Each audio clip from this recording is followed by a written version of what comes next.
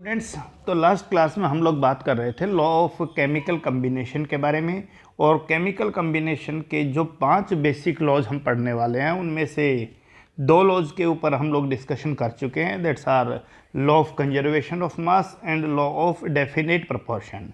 Right, आज का हमारा जो टॉपिक है that is law of multiple proportion. और मल्टीपल प्रपोर्शन का लॉ क्या कहता है उसको समझने के लिए मैं सबसे पहले आपके सामने एक एग्जांपल रख रहा हूँ कि जब भी कोई 2 एलिमेंट, मान लीजिए कार्बन और ऑक्सीजन, ये 2 एलिमेंट हैं और ये दोनों एलिमेंट आपस में कंबाइन होकर 2 या 2 से ज़्यादा कंपाउंड बनाते हैं, जैसे कार्बन और ऑक्सीजन कंबाइन होकर CO बनाएं या CO2 बनाएं। जब 2 एलिमेंट, मान लीजिए सल्फर हैं और ऑक्सीजन है, ये दोनों आपस में कंबाइन होकर 2 या 2 से ज़्यादा कंपाउंड बनाएं, जैसे SO2 बनेगा और SO3 बनेगा। आप समझते जाइए किन चीज़ों के ऊपर इस लॉज को अप्लाई करना है।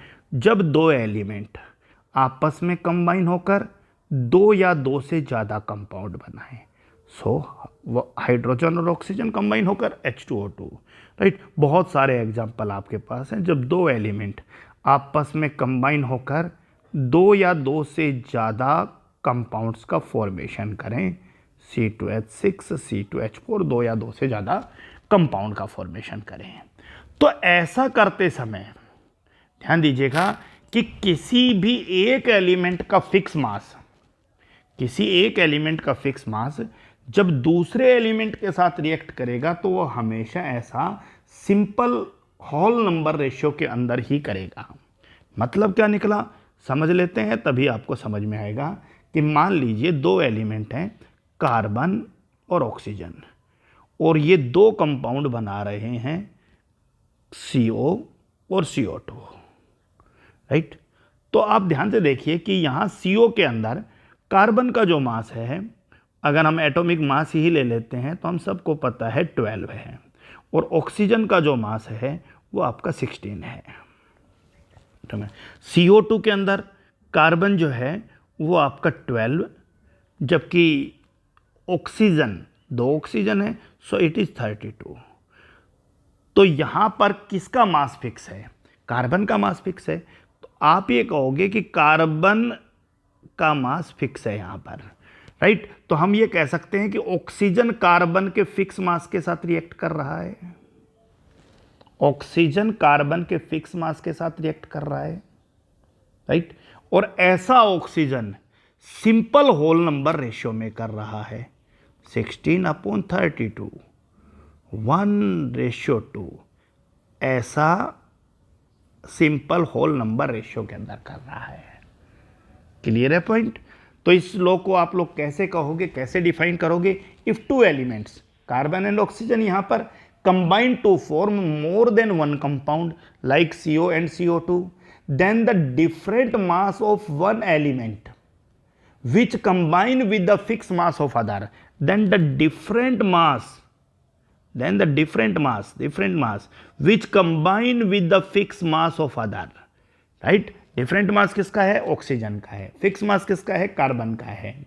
Bear a simple ratio to one another, यानी जो एलिमेंट दूसरे के फिक्स मास के साथ रिएक्ट करेगा वो ऐसा सिंपल होल नंबर रेशियो के अंदर ही करेगा। चलिए और समझते हैं, 2-3 एग्जाम्पल के साथ क्लियर हो जाएगा। सल्फर ऑक्सीजन 2 कंपाउंड का फॉर्मेशन करते हैं, SO2 and SO3। Right, sulphur का atomic mass that is 32, oxygen 2 हैं, सो दैट इज 32। सल्फर यहाँ पर SO3 में दैट इज 32, ऑक्सीजन यहाँ पर दैट इज 3 ऑक्सीजन 48। किसका मास फिक्स है? सल्फर का मास यहाँ फिक्स है। तो मैं कह सकता हूँ कि ऑक्सीजन सल्फर के फिक्स मास के साथ रिएक्ट कर रहा है और ऑक्सीजन ऐसा होल नंबर रेशियो के अंदर कर रहा है, दैट इज 2:3। 32:48 में कर रहा है ऑक्सीजन ऐसा। राइट, तो ऑक्सीजन सल्फर के फिक्स मास के साथ जो रिएक्ट कर रहा है वो सिंपल होल नंबर रेशियो के अंदर कर रहा है। चलिए और समझते हैं। Right, hydrogen and oxygen, the two elements form H2O and H2O2. Okay, so the mass of hydrogen is 2, oxygen 16, H2O2 में 2 and that is 32। किसका मास फिक्स है? हाइड्रोजन का फिक्स है। तो हम कह सकते हैं कि ऑक्सीजन हाइड्रोजन के फिक्स मास के साथ रिएक्ट कर रहा है और ऑक्सीजन ऐसा सिंपल होल नंबर रेशियो में कर रहा है 16:32, दैट इज 1:2। चलते जाइए और समझते जाइए।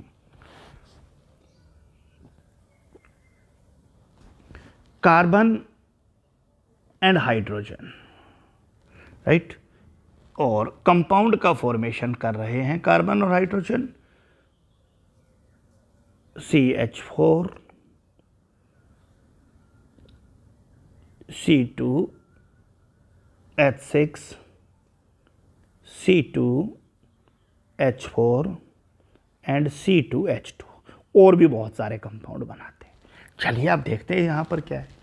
कार्बन का मास CH4 में 12, hydrogen 4, carbon that is 24, it is 6, that is carbon 24 and that is 4, that is carbon 24 and it is 2।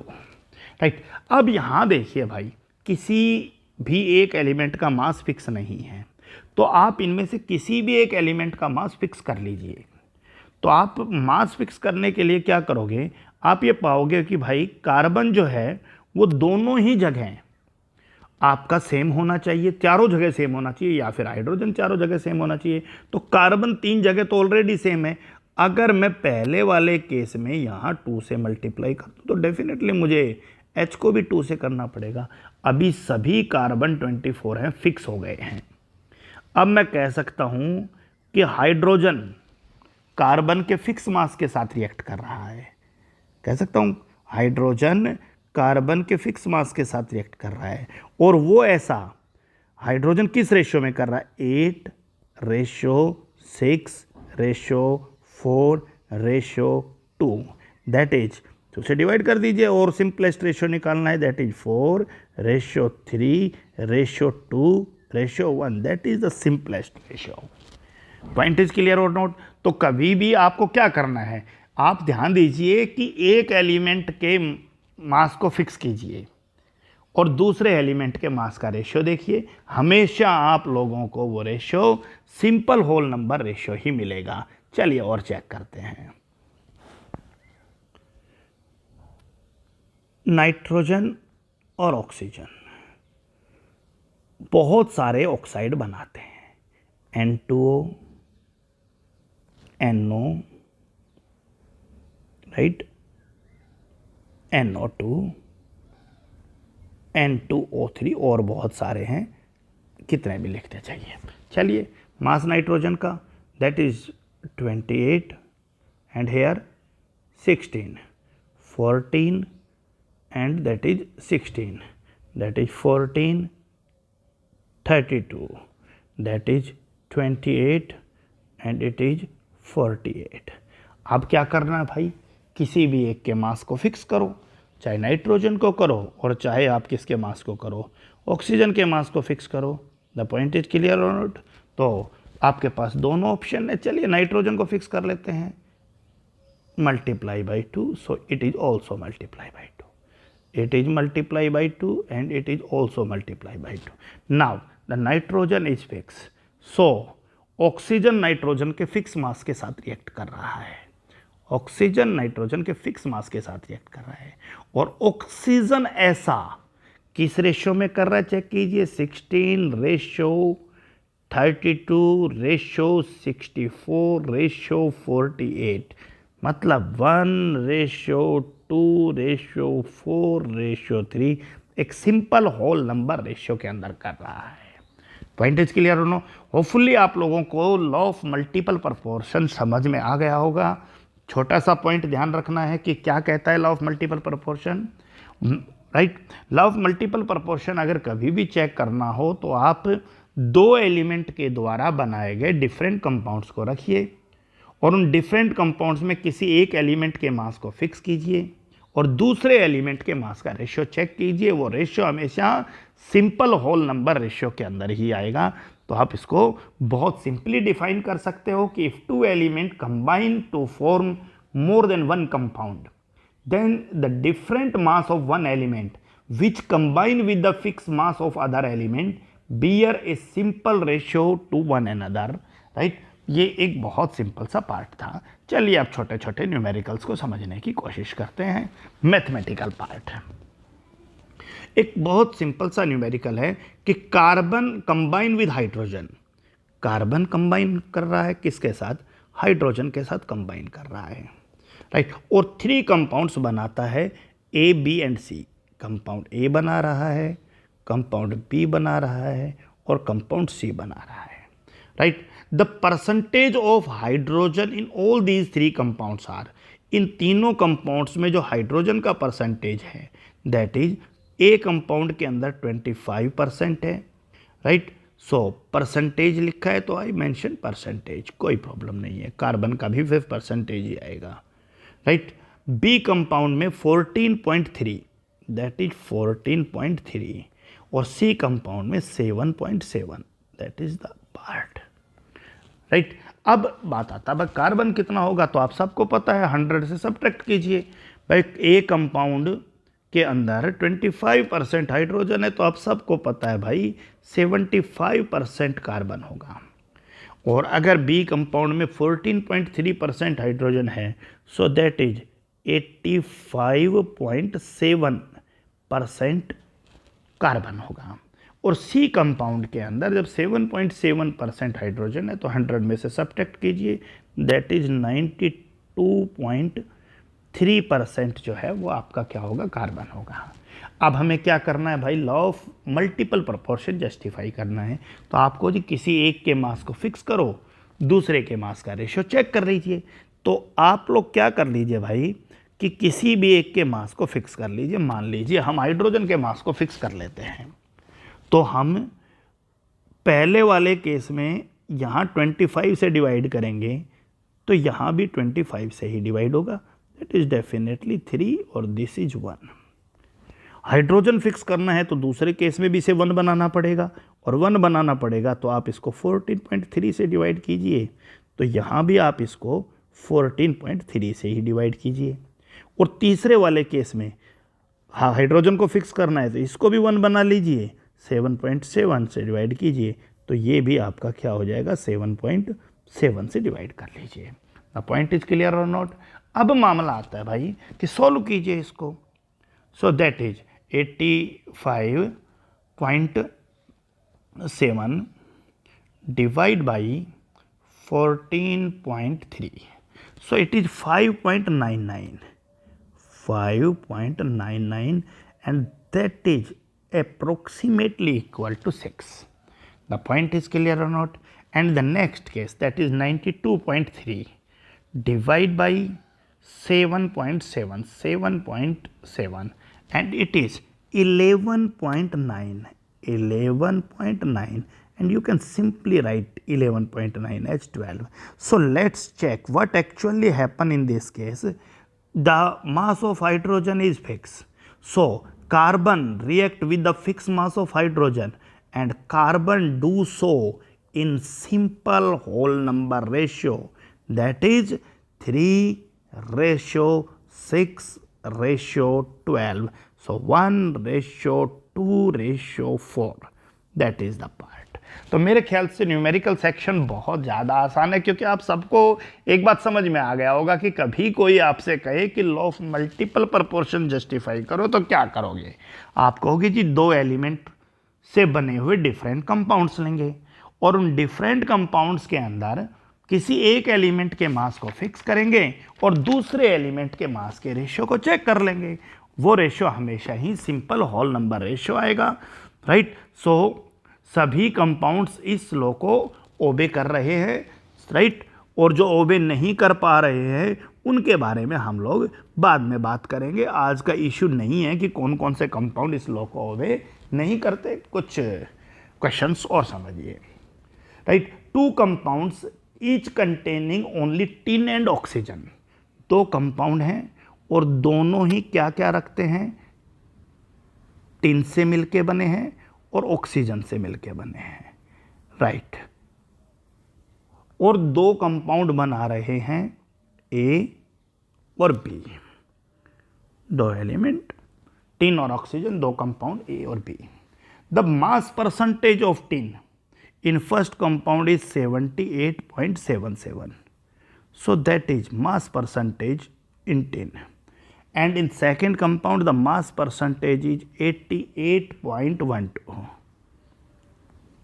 right. So in compound A, if 78.77% is tin, so the remaining part is oxygen, that is subtract from 100, it is 21.23, right. And B, in compound B, tin is 88.12%, so the remaining part is oxygen, so subtract from 100, it is 11.88, right. And justify law of multiple proportion. So what to do, किसी एक के मास को fix कीजिए, दूसरे के मास का ratio check कीजिए, क्या दिक्कत है, राइट। जो कम वाला है उसको ही फिक्स कर लीजिए, वो ज़्यादा आसान रहता है, कैलकुलेशन थोड़ी सी सिंपल हो जाती है। सो 21.23 से डिवाइड किया ताकि इसको 1 बना लें, तो डेफिनेटली इस ए के इस पार्ट को भी 21.23 से ही डिवाइड करना पड़ेगा।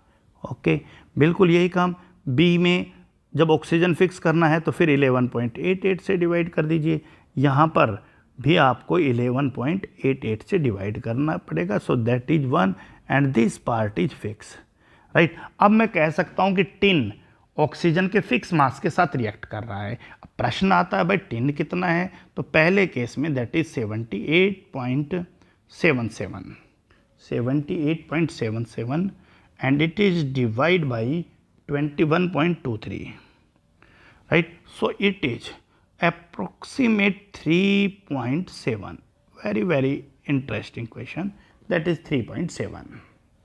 Part is clear? Okay, so the next one is 88.12 divide by 11.88 and that is 7.417, so 7.417, it is 7.42, right. सो हम कह सकते हैं कि टिन ऑक्सीजन के फिक्स मास के साथ रिएक्ट कर रहा है और टिन ऐसा सिंपल होल नंबर रेशियो में कर रहा है, 3.7 रेशियो 7.42। अब कहोगे ये कैसा सिंपल रेशियो है, डिवाइड करके देखिए भाई, ये रेशियो 1:2 ही है। It is again the law of multiple proportion. The point is clear. क्या किया, एक के मास को फिक्स किया और दूसरे के मास का रेशियो हमने चेक किया, और ऐसा करते ही हम लोगों का लॉ ऑफ मल्टीपल प्रोपोर्शन जो है वो जस्टिफाई हो गया है। Hopefully the point is clear for you, right. और चेक कीजिए बेटा,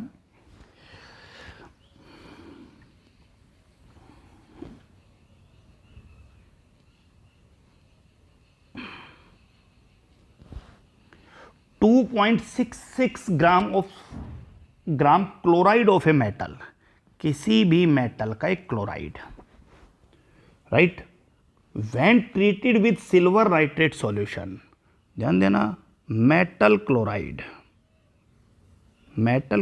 किसी भी मेटल का एक क्लोराइड है and it is 2.66 gram chloride of a metal when treated with silver nitrate solution, when it is treated with silver nitrate solution, जब इसको ट्रीट किया गया किसके साथ, सिल्वर नाइट्रेट सॉल्यूशन के साथ, right, gives 2.87 gram of silver chloride, it gives 2.87 gram of silver chloride, that is 2.87 gram of silver chloride, 2.87 gram of silver chloride.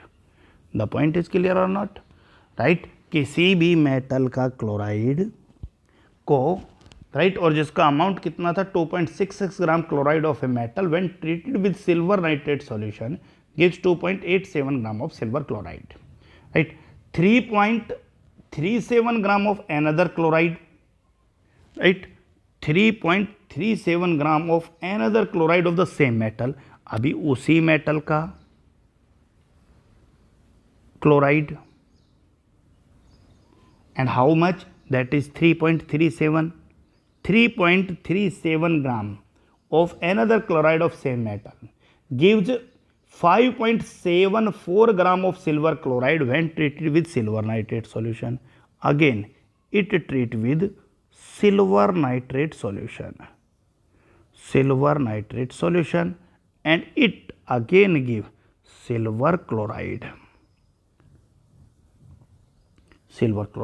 and in this time the silver chloride is obtained is 5.74 gram, right. So that the result are in the agreement of with a law of chemical combination.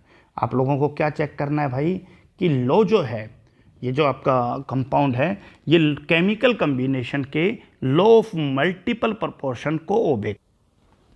तो अब ध्यान से देखिए बेटा, आपके सामने जो भी डाटा निकल के आया, अब आपको दो कंपाउंड्स के ऊपर फोकस करना है, राइट. ध्यान दीजिएगा. और दो कंपाउंड आपके, ये कंपाउंड है सिल्वर और क्लोराइड, और ये है सिल्वर और क्लोराइड. अब इन दोनों कंपाउंड्स में आपको ये देखना है कि सिल्वर कितना है और क्लोराइड कितना है, सिल्वर कितना है और क्लोराइड कितना है, दोनों कंपाउंड्स में आप चेक कीजिए. उसके बाद आप लोगों के पास क्योंकि मेटल क्लोराइड मौजूद है, अब आप ध्यान दीजिए, मेटल क्लोराइड जो है, उस मेटल क्लोराइड में जो मेटल है वो तो आपका क्या है, राइट. देखिए मेटल क्लोराइड ने रिएक्ट किया है सिल्वर नाइट्रेट के साथ, तो क्या बन गया भाई, सिल्वर क्लोराइड बन गया. तो जो क्लोरीन यहाँ मौजूद है वही क्लोरीन आपकी यहाँ मौजूद रही होगी. तो 2.66 ग्राम में से क्लोरीन आपको पता चल जाएगा, और क्लोरीन आपको पता चलते ही आपको क्या पता चल जाएगा, मेटल पता चल जाएगा. ध्यान से दोबारा से समझ लो कि कोई भी मेटल क्लोराइड है, मेटल क्लोराइड, और उस मेटल क्लोराइड का मास था 2.66 ग्राम, सिल्वर नाइट्रेट के साथ रिएक्ट किया और उसने क्या बनाया, सिल्वर क्लोराइड. बहुत आसान क्वेश्चन है. और कितना बनाया, 2.87 ग्राम.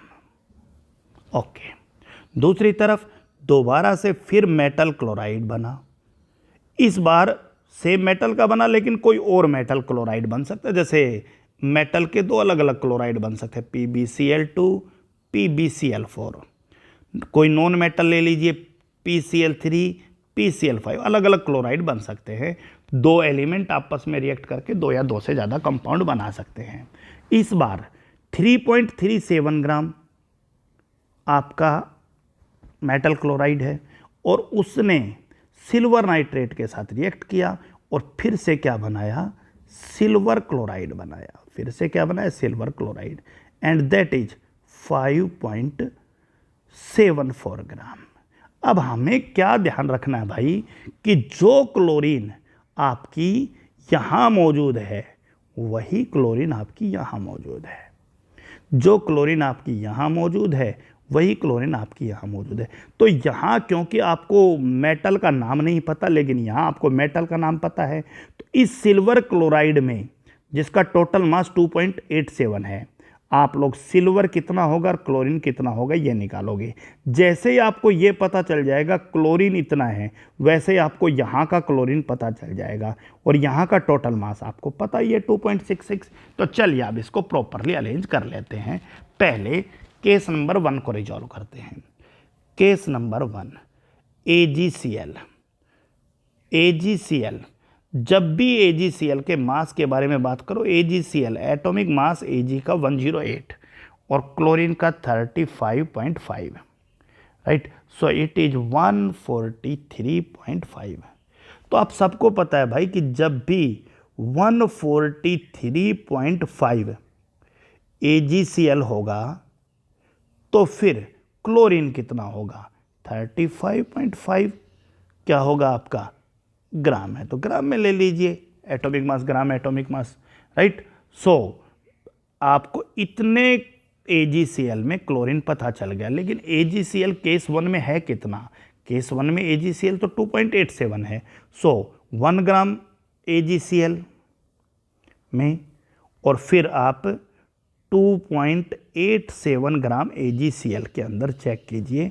सो योवर 2.87 ग्राम AgCl के अंदर Cl कितना है, that is 35.5 upon 143.5 multiply by 2.87, right.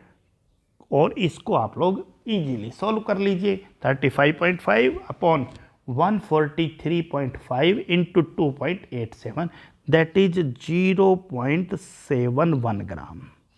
अब आप ध्यान से देखिए भाई कि आपको क्या पता चला, यहाँ से आपको पता चला भाई इस AgCl में क्लोरीन कितना है, दैट इज 0.71 ग्राम और टोटल कितना है 2.87। चलिए छोड़िए, इसमें हमें नहीं जाना, हमें तो इस कंपाउंड में जाना है।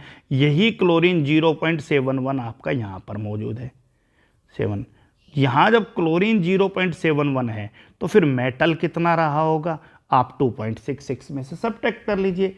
सो 2.66 में से आप 0.71 सब्ट्रैक्ट जैसे ही करोगे आपके पास क्या आ जाएगा 1.95। यानी पहले कंपाउंड में, पहले मेटल क्लोराइड में आपको मेटल का मास पता चल गया, क्लोरीन का पता चल गया। अब आपको यही काम दूसरे कंपाउंड में करना है। क्या करना है भाई कि 5.74, तो दूसरा AgCl के अंदर क्लोरीन कितना है, तो सबसे पहले आप सबको पता है जब भी 143.5 ग्राम AgCl होगा आपका क्लोरीन 35.5 ग्राम क्लोरीन होगा। सो 1 ग्राम AgCl हो तो क्या करोगे भाई, 1 ग्राम AgCl हो तो आपको क्लोरीन पता चल जाएगा, राइट। पॉइंट क्लियर है या नहीं है। और दूसरे केस में आपके पास 5.74 ग्राम AgCl है तो फिर क्लोरीन कितना होगा, so it is 35.5 upon 143.5 into 5.74, right. और जब आप इसको सोल्व करोगे इट इज 1.42 ग्राम क्लोरीन। आप सबको क्या पता चला भाई, अब आपको पता चल गया कि जो सेकंड केस है, ये जो सेकंड केस है इसमें क्लोरीन कितना है, दैट इज 1.42। यही क्लोरीन इस मेटल क्लोराइड में है 1.42। अब यह मेटल कितना होगा, सो 3.37 में से 1.42 सब्ट्रैक्ट कीजिए। सो 3.37 में से ये सब्ट्रैक्ट करते ही 1.95। अब आपका क्वेश्चन फिर से चेंज हो गया है।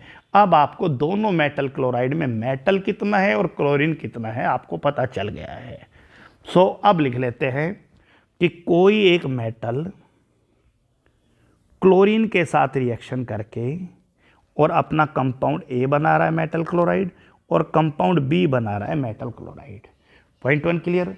कंपाउंड A में जो आपका क्लोरीन है वो आपका 0.71 है, कंपाउंड B में जो आपका क्लोरीन है दैट इज 1.42 है, कंपाउंड A के अंदर जो आपका मेटल आया है, राइट, वो आपका 1.95 है और कंपाउंड B के अंदर आपका जो मेटल आया है दैट इज 1.95।